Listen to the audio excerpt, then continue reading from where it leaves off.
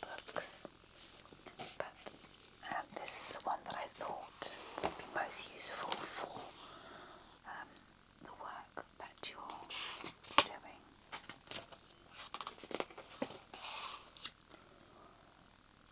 And it's divided into categories. So you'll see at the top here,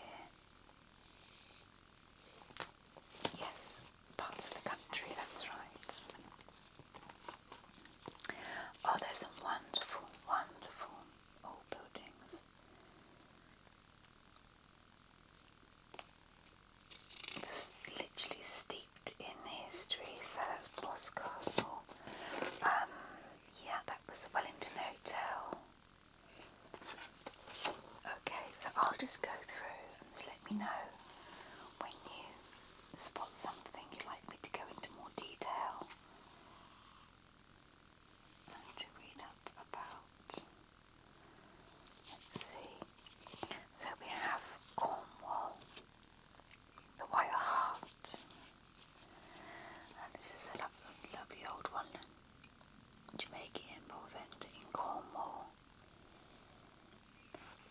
Let's have a little look. This grey slate-down building once at Temperance Inn, was built in the 18th century when stagecoaches drew in here on their long journey between London and Falmouth.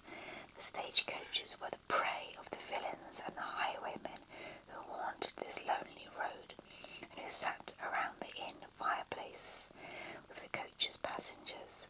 Smugglers probably used this inn to bring in their contraband from the north or south coast of the backs of pack ponies along remote moorland tracks. The inn's name is possibly derived from the smuggled Jamaica rum. Jamaica became famous after Daphne du Maurier's tale of smuggling was published in 1936, and no doubt these touring motorists were drawn here for that reason. Yes. The Grey Slate Inn, forbidding and uninhabited, it was a dark, rambling place with long passages and unexpected rooms. There was a separate entrance to the bar at the side of the house, and though the room was empty now, there was something heavy in the atmosphere, reminiscent of the last time it was full. A lingering taste of old tobacco, the sour smell of drink, and an impression of the warm, unclean humanity packed one against the other on the dark, stained benches. Mary went out onto the road and looked about her, and as far as her eye could see, there was nothing but the black hills and the moors. The grey slate inn, with its tall chimneys, forbidding and uninhabited though it seemed, was the only dwelling place on the landscape. To the west of Jamaica, high doors raised their heads. It's from the Jamaica Inn. Lovely, so you've got a note of that. I'll just make a note myself too. Splendid. Lovely. Again, we're still in Cornwall.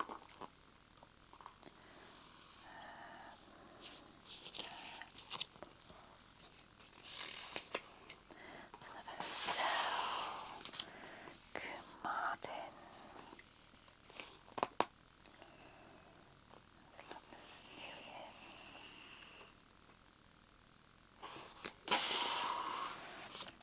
Bideford.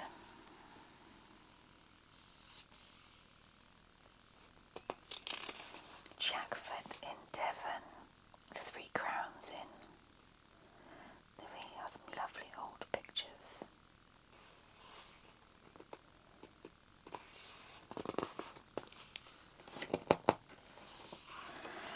Dartmoor. That's the Warren House Inn in Dartmoor. That is quite interesting. Certainly might want to make a note of this one. At over 1,400 feet above sea level, this has the distinction of being the highest pub in Devon. Yes, the Warren House Inn in Dartmoor, and the third highest in the country. That's interesting. The inn was cut off from civilization in 1963 when snowdrifts 20 foot high prevented anyone from leaving or reaching it for 12 weeks. Supplies had to be dropped in by helicopter. It stands in a remote spot between two bridges and Morton Hampstead, 2 miles from Postbridge. And from it there are wonderful views of south over Dartmoor to the south coast. It was originally built to serve the local tin miners, and the inn's name refers to the image of 3 rabbits following each other, with their ears joined to the sign of the bit of a tin mines nearby, and it was allowed to stay open longer than usual because of the miners' long working day. That's interesting. Another reason for the inn's name is a large number of rabbit warrens that were constructed hereabouts. We can imagine over the moors. That's charming. The Warren House Inn has an unusual claim to fame. The fire there has never gone out since the inn was built in 1845. It was then called the New House, since it replaced another inn on the opposite side of the road. Glowing peat turfs were carried on a shovel from the old inn to the half of the new one, and since then the fire has never been allowed to die. My goodness, I wonder if that's so to this day. I wonder. Definitely worth popping that one in. Okay, to continue. Yeah. The Castle Inn in Lidford in Devon.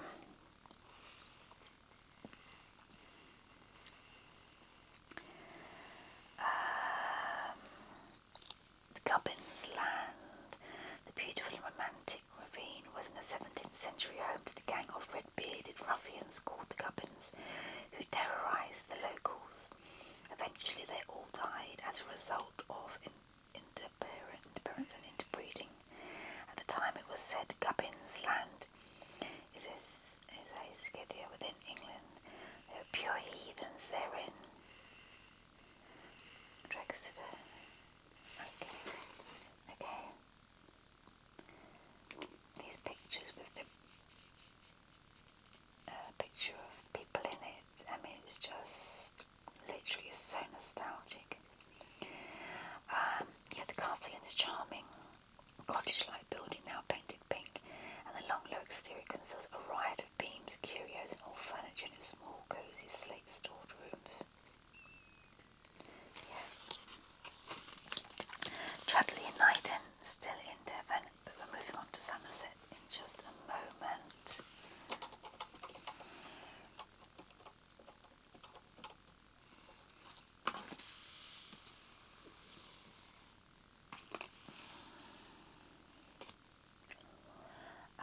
Such photograph is named after the clay workers who dug out the pipe clay and potter's clay that could be found here.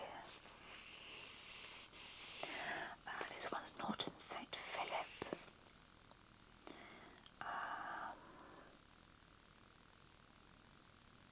The Duke of Monmouth made the inn his headquarters in 1685 and survived an assassination attempt here, only be defeated by the royalist forces at the Battle of Sedgemoor. Some of his captured troops were imprisoned and held captive in the George, in what is now the Dungeon Bar. The George Inn. Yeah, I'll make a note of that one. Now, no, you don't need to know all the pubs in all the areas, but certainly you're interested in this part of the country, so it'll be okay to continue with this part, and then let me know what was the other area that you were interested in. Okay, so we have obviously Glastonbury, now known obviously for the music festival. The George and Pilgrim in Glastonbury.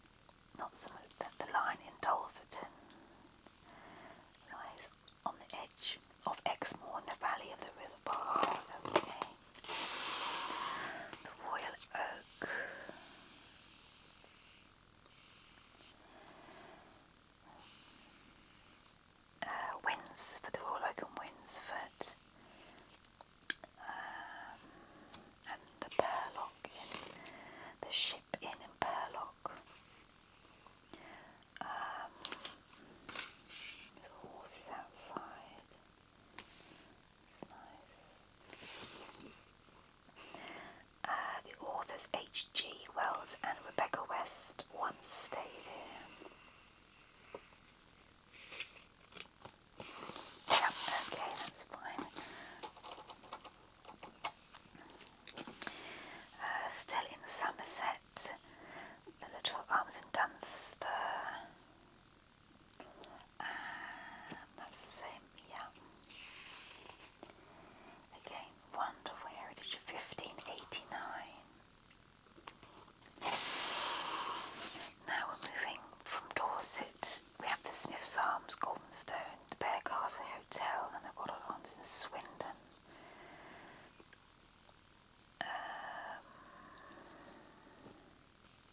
The Goddard Arms.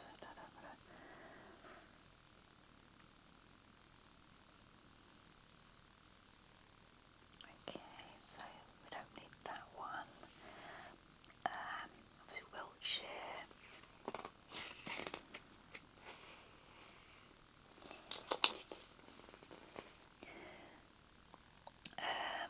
At that one, in April 1914, Frances Priscilla Hunter, aged 23, a between maid at the Goddard Arms, was shot dead by her jealous lover, Walter James White. He was executed for the murder of at Winchester in June 1914. Okay, so that's that one.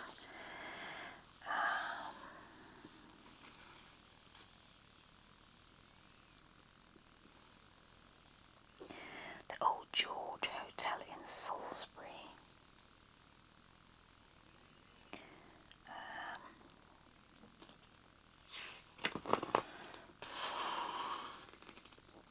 And the Old Castle in Old Sarum.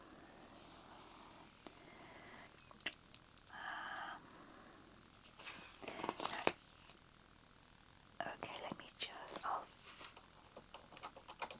let's just take a flick through. Now was it?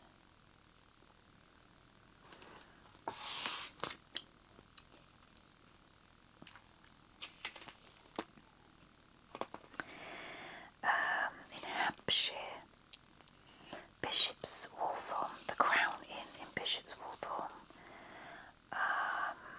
First grew up in medieval times, is situated 12 miles east of Winchester.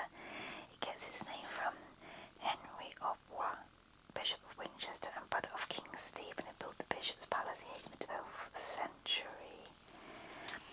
A fascinating moment in the Crown's Inn's history occurred during the Neapolitan Wars. After the Battle of Trafalgar, about 200 French prisoners of war were sent to Bishop's Waltham, and Admiral Villeneuve, the commander of the French fleet, was held at the Crown Inn. So was the artist Ambrose Louis Garnery, who painted several of his marine pictures here. He spent the next 9 years confined in the prison hulks of Portsmouth and wrote a remarkable record of the daily life of the prisoners of war.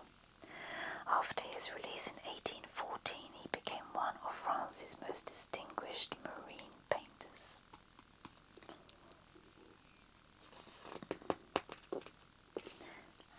Again in Hampshire, there's more to do with cricket and bowls, which isn't the project that you work on.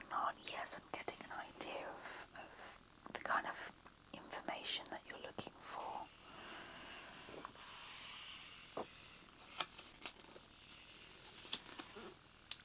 Hampshire. Now Surrey, the Royal Huts in Hindhead. That one's one. The Red Line in Thursley in Surrey. In the 18th century, the Red Line was a popular stopping point on the London to Portsmouth road before the stagecoaches began the long haul up to the wild and treacherous wastes of Hindhead Common, the second highest point in the county. And in September 1786, this inn was a final supping place for an unknown sailor who was subsequently robbed and murdered by his 3 Irish companions on the heights above. The villains were pursued by a posse of 10 or 11 men from the Red Lion. The posse captured the villains near Petersfield, and they were convicted and hung on Gibbet Hill in April 1787.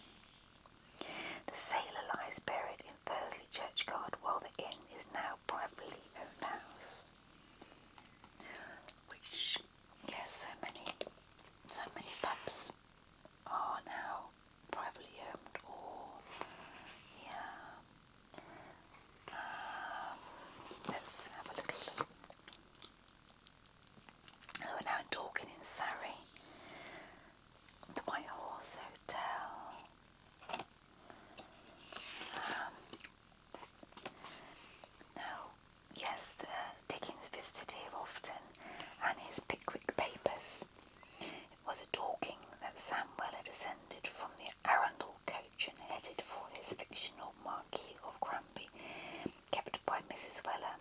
Dickens' original for this pub was probably the King's Head.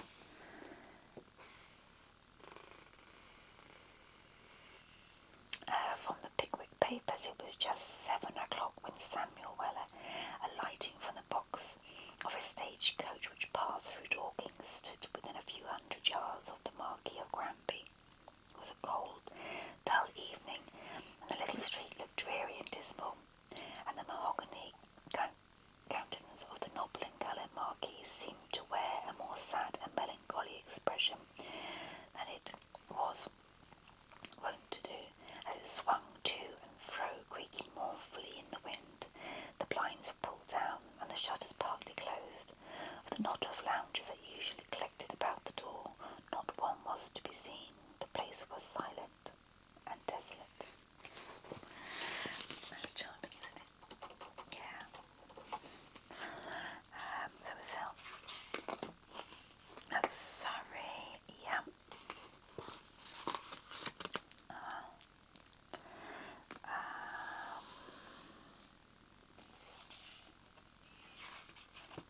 The Railway Hotel in Caterham. Fiddleworth in Sussex. Lovely old pictures. Oh, look at the beamwork here.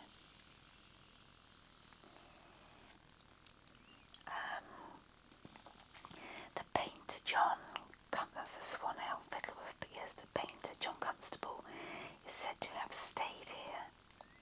He frequently painted this beautiful area, which continues to attract artists. He was also a regular visitor to nearby Brighton.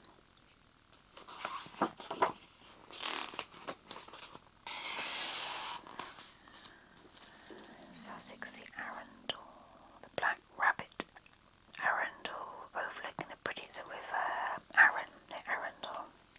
The first licensed in 1804. Popular watering of the workers who were building the railway and digging the new cut of the river. Today the Black Rabbit is popular with riverside walkers and those visiting the nearby Wildfowl and Wetlands Trust Reserve. There's 60 acres of ponds and lakes. Billingshurst. Ye Old, isn't that great? Ye Old, 6 bells in Billinghurst. Saxon Billings. Let me take a little look for you. Again, a beautiful Inglenook fireplace.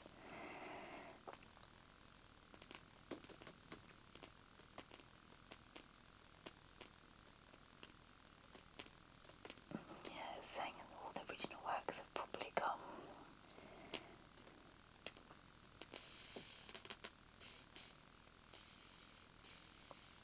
The slow tick of the clock and the newspaper encouraged us to sit for a while with a relaxing pint. That's a nice image to bring up, isn't it? Crawley in Sussex. So we have the George Hotel.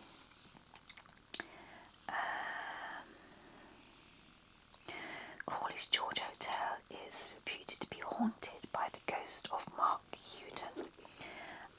Yes, that's that one.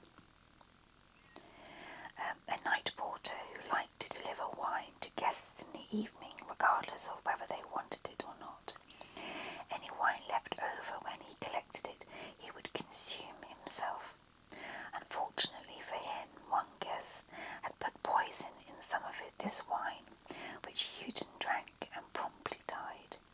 Staff insist that they have unpleasant feelings in the locality of his room, now number 7, and say they have seen faint shapes. They have also had trouble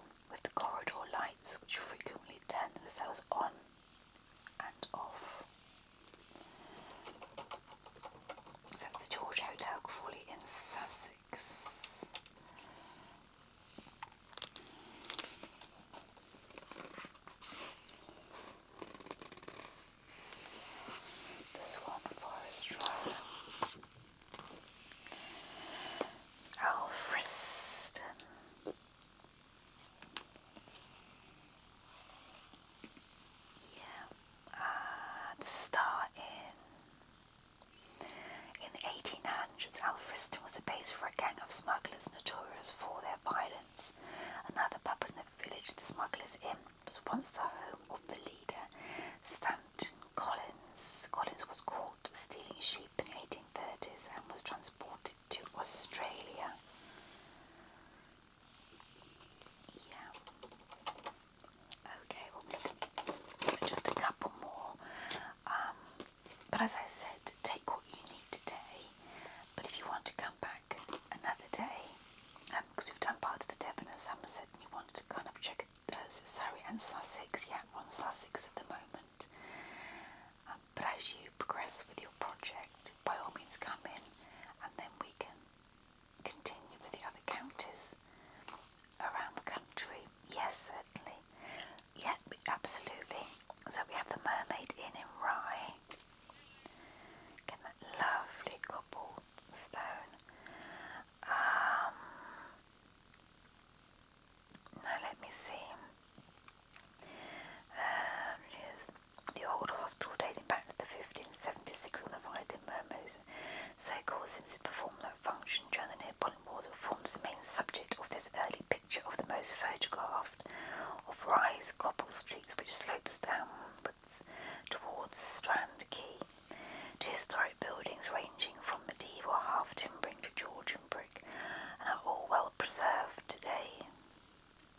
The Mermaid, that's the Mermaid Inn, one of the 17 public houses in Rye, is a very ancient inn.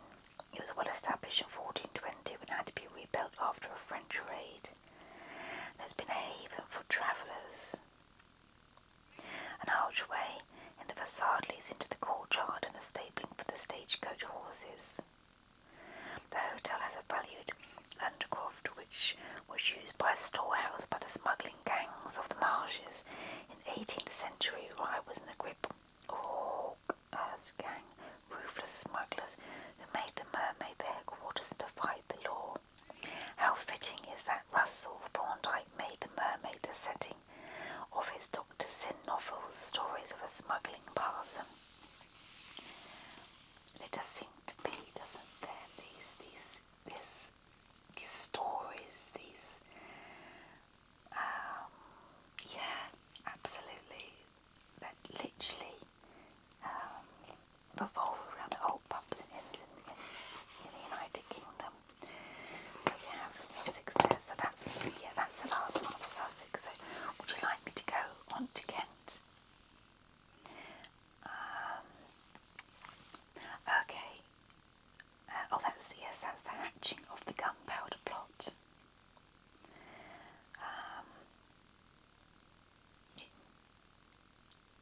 You're okay with what you've got, but okay, let's have it. Says the house next door to the Georgian Dragon. The Georgian Dragon item was where the gunpowder plot was hatched, and local legend has it that the Duke of Northumberland was imprisoned here after the discovery of the plot. It is also believed that Guy Fawkes stayed here the night before the attempt to carry out the plot. Yeah, the George and Dragon Inn. But you're okay with what you've got at the moment? Okay, lovely. But as I say, it covers numerous different counties within the United Kingdom. So if you find that you are wanting to progress into the other counties, just let me know, and it'll be a joy, to be honest, to sit down and go through this with you. My eyes just got something very interesting. Okay, lovely. So let me just. So you're okay with your nose, but I have taken a few pieces. If you need me to send on, just let me know and I can forward those to you. No problem. No problem at all. I've got your details. There we are, yeah. Super. Okay, lovely. Yeah, I'll make a note that we're up to there. Smashing. Okay. I'll just